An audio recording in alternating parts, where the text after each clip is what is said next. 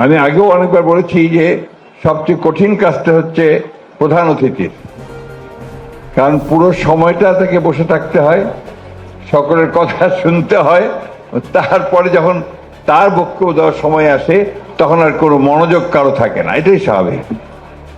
তা আমি খুব সংক্ষেপে আমার দু চারটি কথা বলতে চাই।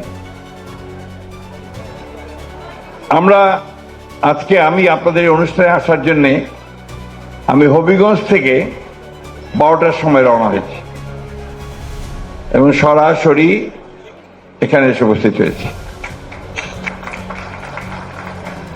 আমি ব্যক্তিগতভাবে শুধু নই, আমরা আমাদের দলের পক্ষ থেকে, সরকারের পক্ষ থেকে আপনাদেরকে আমরা আন্তরিক অভিনন্দন এবং শুভেচ্ছা জানাতে চাই যে আজকে একটা চমৎকার একটা প্রতিযোগিতার ভিত্তিতে আপনারা অনুষ্ঠান করে আমাদের ছোট ছোট ছেলে মেয়েদেরকে উৎসাহিত অনুপ্রাণিত করেছেন।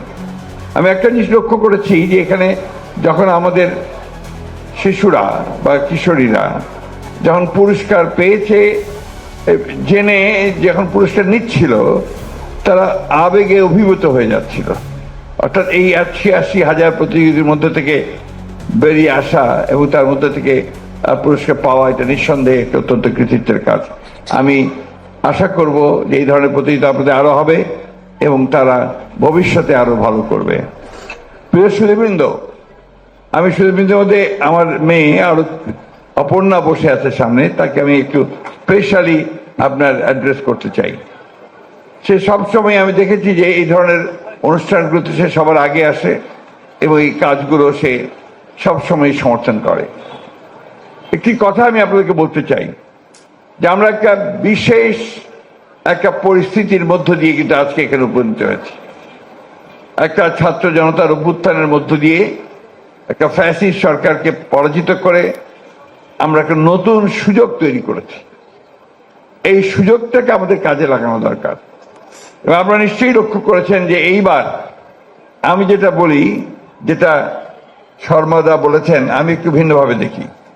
আমি বলি যে এইবার বাংলাদেশের সত্যিকার অর্থেই যারা স্বাধীনতা প্রেমিক, যারা সার্বভৌমত্বে বিশ্বাস করে, যারা 1971 সালের মুক্তিযুদ্ধে লড়াই করে সংগ্রাম করে দেশ স্বাধীনতার বিষয়টাকে বিশ্বাস করে, তারা তাদের দায়িত্ব পালন করেছে এবারকে নির্বাচনে অংশ নিয়ে। এই কথাটা একটু মনে রাখতে হবে দাদা। আমরা সবাই আমাদের দায়িত্ব পালন করি।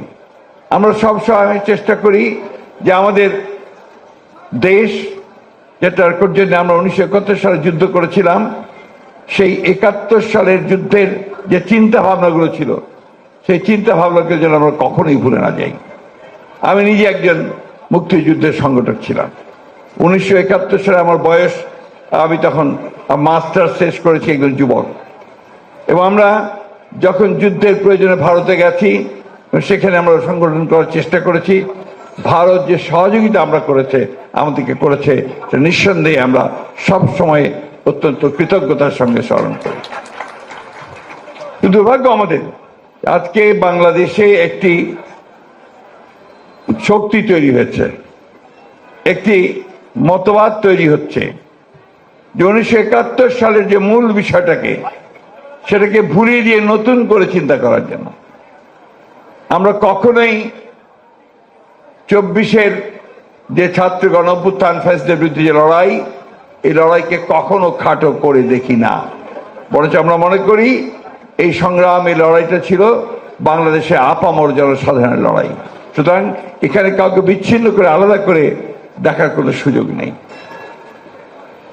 আমার যতদূর জানা, আমি এটুকু খুব জোর গলায় বলতে পারি যে আমাদের বর্তমান প্রধানমন্ত্রী, যিনি আমাদের দলের চেয়ারম্যান, তিনি প্রথম থেকে আমাদেরকে এই নির্দেশ দিয়েছেন যে 5ই আগস্টের পরে আমাদেরকে নির্দেশ দিয়েছিলেন যে সমস্ত নেতা কর্মীরা যেন আমাদের হিন্দু সম্প্রদায়ের ভাইদের পাশে দাঁড়ায়, এবং তারা দাঁড়িয়েছেন। আমরা এটাকে আলাদা করে দেখতে চাই না, কখনোই চাইনি। দেশনেত্রী বেগম খালেদা জিয়া বহুবার আপনারা দেখা করেছেন, কথা বলেছেন, তিনি বলেছেন আমি আলাদা করে বলিনি, মনেই করতে পারি না। আমরা মনে করি হিন্দু, মুসলমান, বৌদ্ধ, খ্রিস্টান আমরা সবাই বাংলাদেশি নাগরিক। এখানে আমাদের মধ্যে কোনো বিভেদ নেই, বিভাজন আমরা সৃষ্টি করতে চাই না। আছে কিছু সংখ্যক লোক আছে যারা বিভাজন সৃষ্টি করে তারা নিজেদের স্বার্থ হাসিল করতে চায়, আমরা সেই বিভাজন সৃষ্টি করতে চাই না। আমার সবসময় মনে হয় যে জাতি যখন একটা সংকটের মধ্যে পড়ে তখন অতীতে 1971 সালে আমরা সে প্রমাণ দিয়েছি। আমরা সমস্ত হিন্দু মুসলমান বৌদ্ধ খ্রিস্টান আমরা একযোগ হয়ে সংগ্রাম করে লড়াই করে দেশকে স্বাধীন করেছিলাম। ঠিক একইভাবে আমরা এই 24শে জুলাইয়ের যে ছাত্র গণঅভ্যুত্থান আমরা আবার সবাই ঐক্যবদ্ধ হয়ে একই সঙ্গে লড়াই করেছি। শুধু এটাকে বিভাজন করে এটার সম্ভাবনাটাকে যেন আমরা নষ্ট না করি। আমি বারবার আমার একটা কথা মনে হয় যে যারা এটা করতে চায় তারা বাংলাদেশকে ভালোবাসে না। যারা এটা করতে চায় তারা বাংলাদেশের প্রকৃত যে আমরা বলি যে স্বাধীনতাকামী মানুষ, সেটা আমি মনে করি না। এখানে একটা ভিন্ন একটা ঘটনা লুকায়িত থাকতে পারে। আমার সব সময় মনে হয় নজরুল ইসলামের সেই কবিতার দুটো ছত্র, যে হিন্দু নাম ওরা মুসলিম, ওই জিজ্ঞাসে কোনজন, কান্ডারি বড় ডুবিছে মানুষ, সন্তান মোর মার। এই বিষয়টাকে মাথায় রাখতে হবে। আমাদেরকে সবসময় মনে রাখতে হবে যে আমরা এমন একটা দেশ তৈরি করতে চেয়েছি, এমন একটা সমাজ তৈরি করতে চেয়েছি যেখানে ধর্মের ভিত্তিতে আমরা কোনো বিভাজন সৃষ্টি করতে চাই না। এটা করা ঠিক হবে না। বাংলাদেশের মতো একটা দেশে আমাদের সকলকে ঐক্যবদ্ধ হয়ে কাজ করতে হবে। সেখানেই আমি মনে করি যে বাংলাদেশের সাফল্য নির্ভর করবে। আমি অত্যন্ত আনন্দিত যে আজকে আপনাদের এই অনুষ্ঠানে আসতে পেরেছি। মাত্র একদিন আগে বা দুদিন আগেই বোধহয় না, আমরা মাননীয় প্রধানমন্ত্রীর সঙ্গে আমাদের নেতৃবৃন্দ দেখা করেছিলেন। আমি সেই বৈঠকে উপস্থিত ছিলাম। প্রায় ঘণ্টাখানেকের সেই আলোচনা। সেই আলোচনায় মাননীয় প্রধানমন্ত্রী তিনি পরিষ্কার করে বলেছেন যে আপনাদের সমস্ত বিষয়গুলো পর্যায়ক্রমে দেখা হবে, এবং সেই জন্যে আমি বিজনকান্তি সরকারকে এই দায়িত্ব অর্পণ করেছি। আপনাদের মানুষকে সেই দায়িত্ব দেওয়া হয়েছে। আমি আবার এটা আপনাদের মানুষ বলতে চাই না, আমি আমাদেরই মানুষ বলতে চাই, এবং দাদার সঙ্গে আমাদের সম্পর্ক সেটাই। এই জায়গাটা আমি খুব কনসিয়াসলি আপনার অ্যাভয়েড করতে চাই। আমরা যেন পরস্পরকে যে ভ্রাতৃত্ববোধ, যেটা আমাদের হাজার বছর ধরে চলে এসছে এই দেশে, সেই ভ্রাতৃত্ববোধ এটা যেন আমাদের অক্ষুণ্ণ থাকে। ইভেন পাকিস্তান দিবসে আমাদের মধ্যে তো এই ডিভিশন ছিল না। আমি দেখিনি, আপনারা কে কত দেখেছি কি আমি জানি না, আমি দেখিনি। আমার শহর ঠাকুরগাঁও শহর একেবারে উত্তরাঞ্চলে, আমরা তো একসাথে যেমন পূজা উদযাপন করেছি, আমি পূজা মণ্ডপে গিয়ে নাটকও করেছি। সেই একই সঙ্গে আমাদের বন্ধুরা মনতোষ দিয়ে এসে আমাদের ঈদের এসে আমার বাসায় এসে মায়ের হাতে সেমাই খেয়ে গেছেন।